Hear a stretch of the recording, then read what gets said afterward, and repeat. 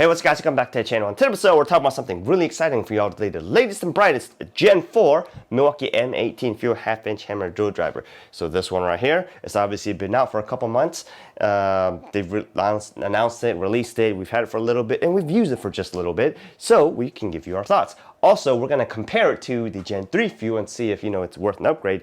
And we're gonna put it up against all the other, drills we've tested so far on this channel and see how it stacks up against all the other tools on the market. So, stick with us.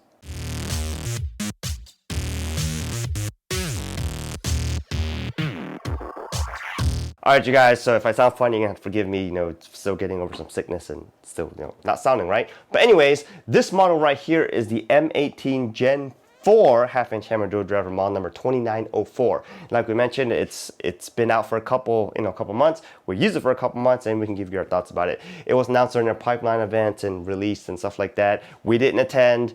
They didn't send this to us. It's not sponsored. This is our own thoughts. We did purchase this with our own money, so take that with a grain of salt. Anyways.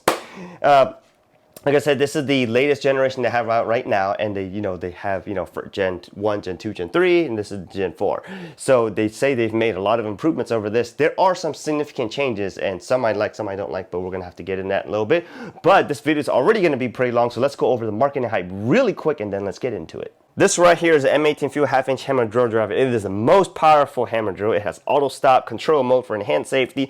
It's the fastest drilling and driving application under load. And yes, we are going to see how that stacks up. It has a half-inch all-metal chuck. Has unmatched performance with most runtime in its class using XE 5.0 batteries. Has an all-metal belt clip, LED lights, 6.9-inch length for access and tight spaces and stuff like that. Obviously has the MILWAUKEE M18 POWERSTATE Brushless motor to deliver maximum power, has the auto stop feature to protect from over rotation and bind up, and for enhanced safety, equipped with dedicated auto stop light and the foot of the tool to indicate protection event.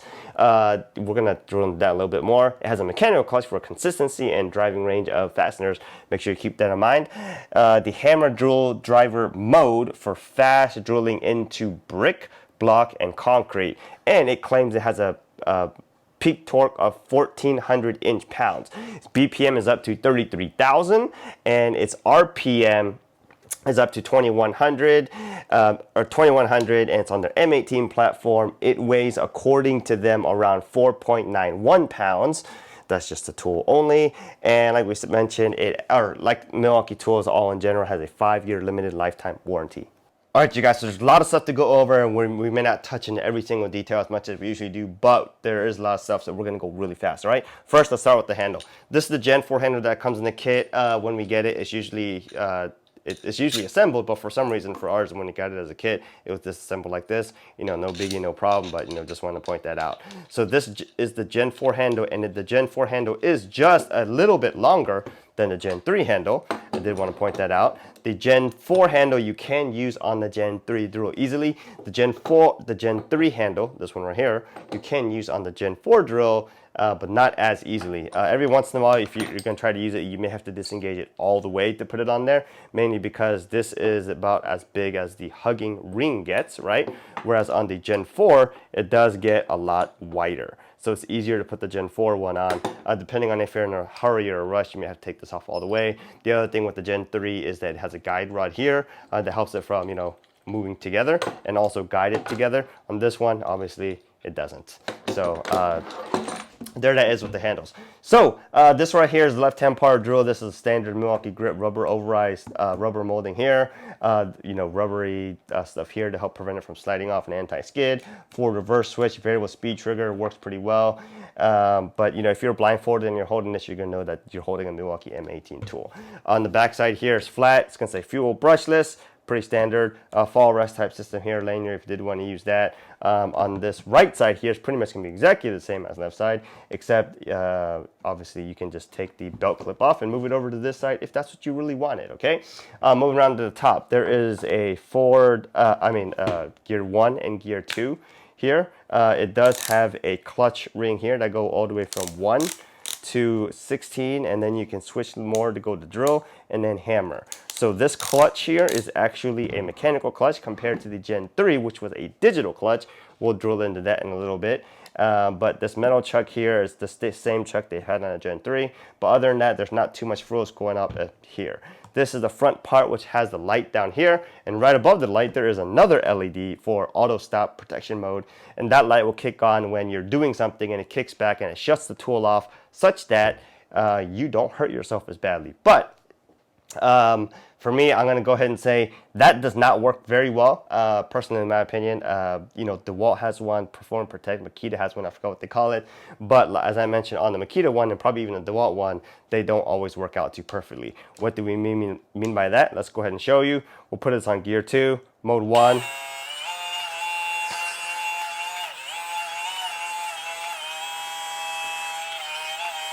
Right? Still hasn't kicked off yet.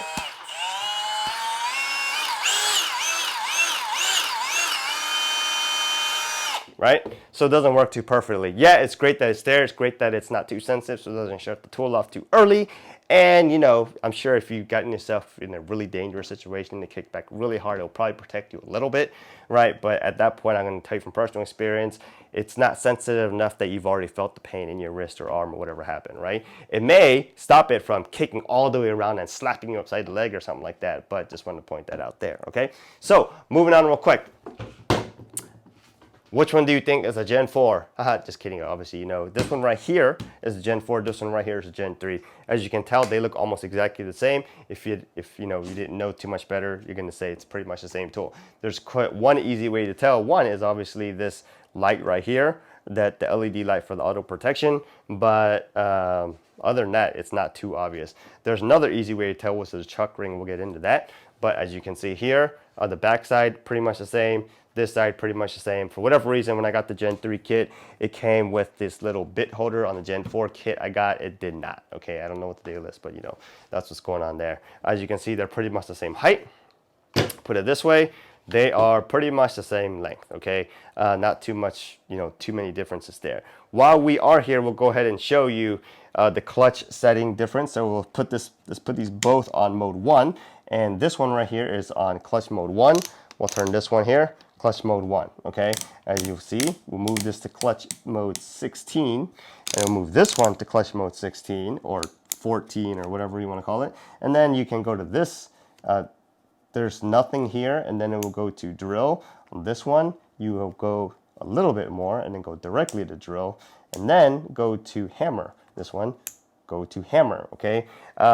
So the biggest difference here really is this one is a mechanical clutch and this one is a digital clutch, and because this one works mechanically, the mechanical clutches usually have a good bit of space between them, because that's just generally how mechanical clutches work. What is the difference or benefit to that? So let's go talk about that. Let's just go ahead and show you. So we'll talk about the variable speed here. As you can see here, they're both on mode 1, clutch or gearbox 1, and clutch setting 1. So here is the Gen 4.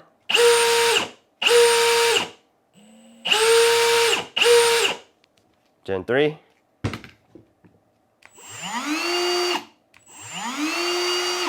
As you can see, it had a like soft start there. We'll move all the way to mode 14.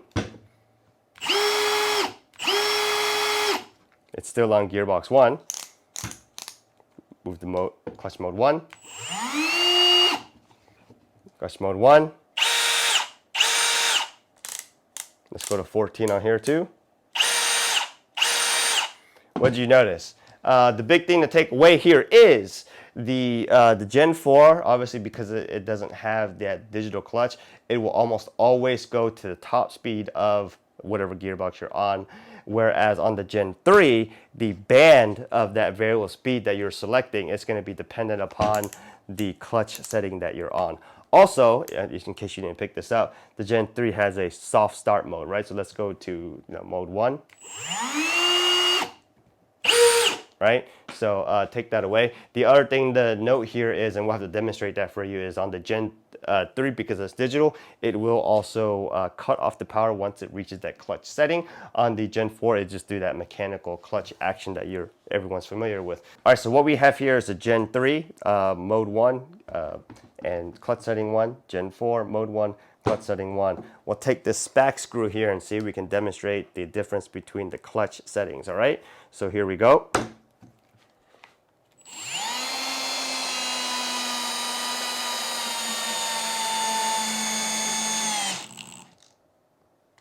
Did you see how the it just stopped power, cut power? But look how deep it drove it on clutch setting 1 on gearbox 1, okay? So let's go ahead and take this same bit, chuck it in this Gen 4, put it on mode 1, gearbox 1, okay? Put it right here next to it.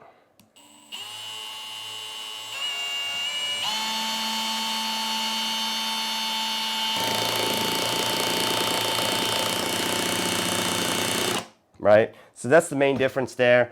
There was some drawbacks to the Gen 4 or the Gen 3, you know, as we mentioned, with all the digital clutches, except for the Makita one on its sensitivity. And obviously the sensitivity on this one is still just as bad as all the other digital clutches there currently is on the Gen 3, like the DeWalt. But on the Gen 4 back to the mechanical clutches, you know, there seems to be a lot of sensitivity improvements there. So just wanted to point that out. Now let's go take a look at the performance, is what a lot of people want to see. Let's go find out.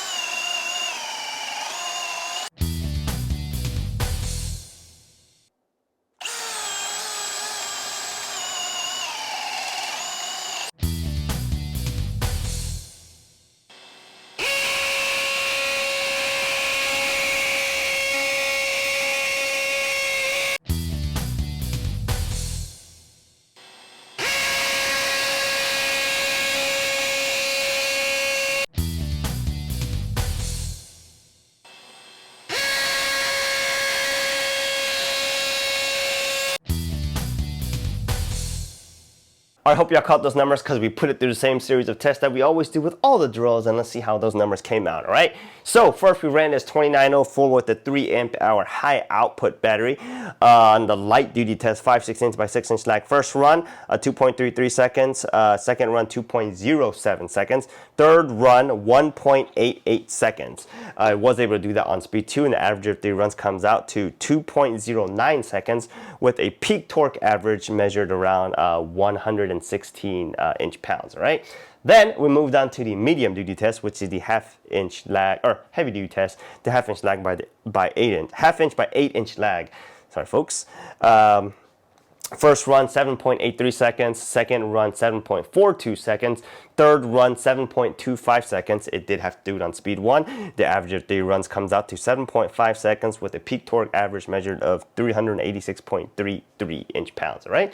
Then we moved on to the 3/4 inch auger test, and the first run 5.4, second run 5.15, and it did do it on speed 2. Average of 3 runs came out to 5.28 seconds. Then we moved on to 1/4 inch masonry, and the first run 5.42, second run 5.6, third run 5.27. Average of the 3 runs comes out to 5.43 seconds. The peak torque that we measured across all the tests that we did with this came out to about 428 inch-pounds, all right? So this this tool combination with this handle included on the tool comes out to weighing at about 5 pounds, 2.8 ounces, all right?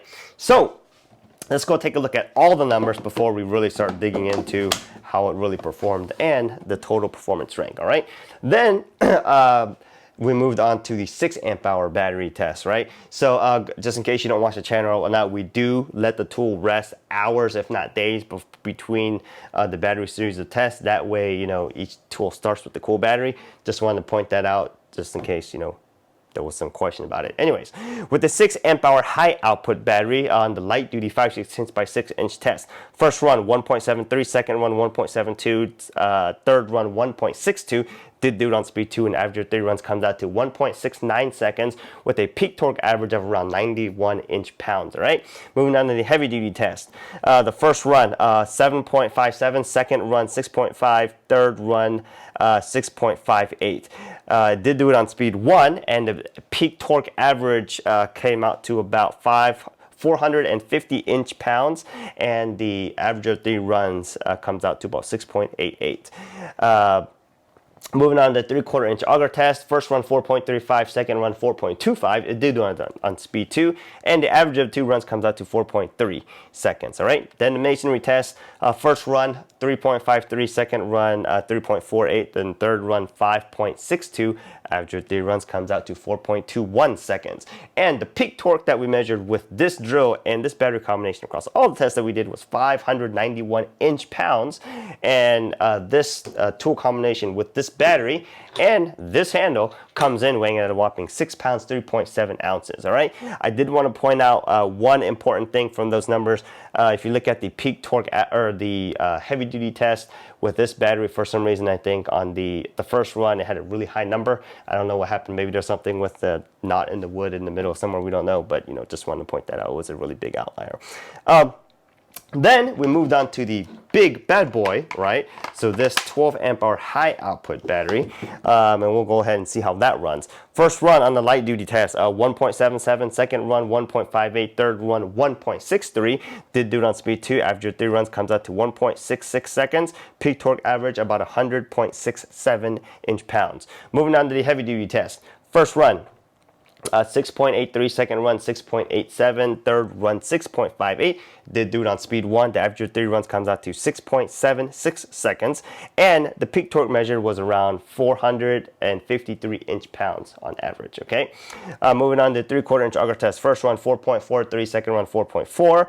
Did do it on speed 2. Average of 2 runs comes out to 4.42 seconds. And the masonry test, which is, you know, first run 6.1, second run 4.38, third run 4 seconds.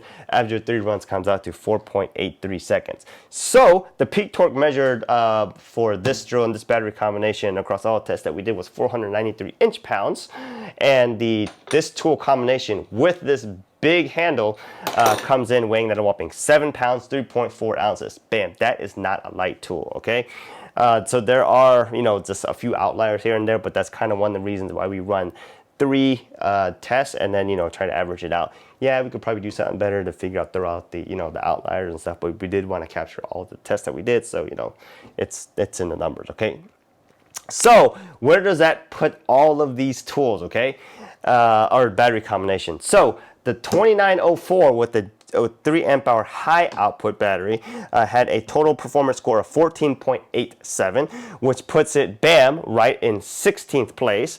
In 16th place, that means right behind the Metabo HPT 36 volt or the multi-volt half-inch hammer drill with a 4 amp hour battery, and the 2904 with the 6 amp hour XC high output battery had a total performance score of 12.87. That puts it right in 9th place, right behind the Flex FX 1271T, which is a 24 volt drill with a 5 amp hour battery, and then the 2904 with the 12 amp hour high output battery came in with a score of 12.84 total performance number. So that puts it in 8th place. So if you go look at it, all 3 of those, let's just throw all those 3 of those up, right? The 3 amp hour was in 16th place, then we went to 9th place, and then we went to 8th place, okay? Let's see how that really stacks up against some of the other stuff that we have, right? So let's go take a look at the Gen 4 compared to just the Gen 3. So if you look at the leaderboard and the numbers we're probably going to throw up on the Gen 3, which was the 2804 with the 12 amp hour high output, it had a total performance score of 13.28 compared to the 12.84 of the Gen 4. So yes, there was a little bit of improvement. If you go look at the numbers on the Gen 4 on every stage of the test, I believe was just a hair better, as you would expect, okay? That's pretty much what you expect. There is a little bit more power with every later generation, okay? Moving on to the 6 amp hour high output, which was, you know, right behind that, compared to, I guess, on the Gen 3, we compared it to the 8 amp hour high output, which was 12.87 on the 6 compared to the Gen 3, which was 13.95. Yes, there is a pretty substantial difference, okay? On the 2904 with the 3 amp hour high output, it had 14.87. If you look at the Gen 3 with a 3 amp hour high output, it had 16.68, okay? The biggest difference is there really seem to come around if you look at the, the heavy duty test, whereas with the Gen 4 2904 and the 3 amp hour high output, it was able to complete the test right around 7 seconds, right? 7.5 seconds on average, and with the Gen 3 was right around 8.6 seconds on average, okay? So that stuff is really there in the numbers, okay? We're gonna go ahead and get back to that in a little bit, but let's go take a look at the leaderboard and see how that really points out compared to all the other tools on the market. Since it did claim it to be the most powerful and the most fastest hammer drill on the market, I believe that's what it said in the marketing hype. So if we take a look at the top, 10, 12, whatever drills we have on a leaderboard right now, the 2904 from Milwaukee with the high amp hour 12 amp hour high output battery is the fastest drill from Milwaukee, and probably one of the most powerful drill in its class, if you want to call it that, right? Because right now that is sitting in 8th place, and in 7th place and everything above that is using a higher voltage battery platform, except for maybe the DeWalt DCD 999, which is still a 20 volt tool. Even though you put a flex volt battery on it, it just uses the flex volt advantage ability to provide a lot of current and with low resistance in a heavy demand tool. It's still a 20 volt tool. So every other tool besides that one is running on a higher voltage. Yes, higher voltage does not always mean more power, but there are benefits, I tell you all the time, that you get from running on a higher voltage platform, which means you get more efficiency, you get a higher RPM speed that you would also get, and the efficiency that you're getting is, more power is actually being delivered, less power is actually needed from the battery, doesn't overheat as much. There's so many benefits you get from being at a higher voltage, right? So flex, obviously that runs on a 24 volt platform. The Makita, only the XGT models seem to be ranked a little bit higher than above this one, and the only other one is from the DeWalt, which is the DCD 999, and that was with the flex volt battery. If you do the DCD 999 with a 5 amp hour battery, yeah, it goes down to 14th place, but the 999 with a flex volt battery is still a 20 volt tool, as we mentioned. So what can we say about this tool? Is this a good tool? Yes. Apologies.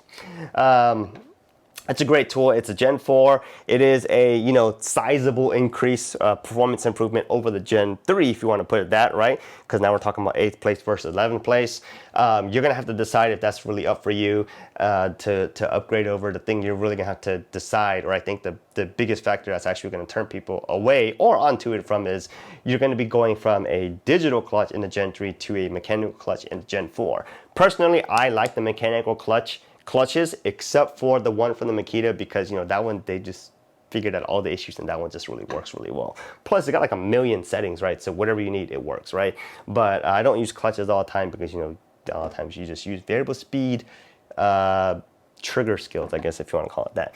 But like I said, between the Gen 3 and Gen 4, there's not a huge performance difference, but the biggest difference is the clutch. So that's what's really going to probably be the deciding factor for all y'all. Would I go out and buy this tool again?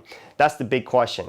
If I had the Gen 3, would I go out and buy this again? Probably not. If I had the Gen 2, would I go out and buy this again? That's a good question. I don't think we had this channel once when the Gen 2 stuff was out, or did we? I don't even know. I don't think I would go out and buy this over the Gen 2, mainly because I did have the Gen 2.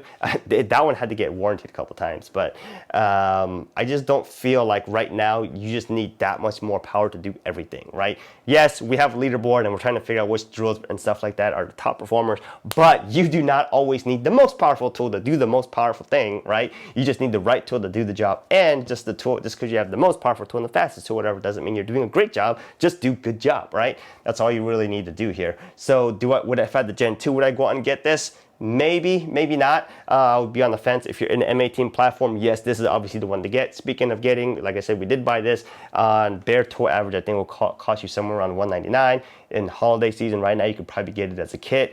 We got it as a kit with the impact driver and all that stuff, and we've been using it for a little bit, so it seems to work out pretty well. So if I am in the Milwaukee platform and I'm looking to get a 1/2-inch hammer drill, yes, this is the one that you should get. Are there other better hammer drills on the market? From personal opinion, that are on different platforms? Yes, but you can say that about everything, right? So just make sure you use the right tool for the job. I'm just here to give you numbers. Hopefully all the testing and stuff has really helped you out and put, you know, all the numbers and everything into perspective. I really, you know, doesn't really matter to me if you buy this tool or not. I'm just here to give you numbers. So hopefully this video helped you guys out. If you have any questions, let me know. Otherwise, have a great day, and then we'll see you guys next time.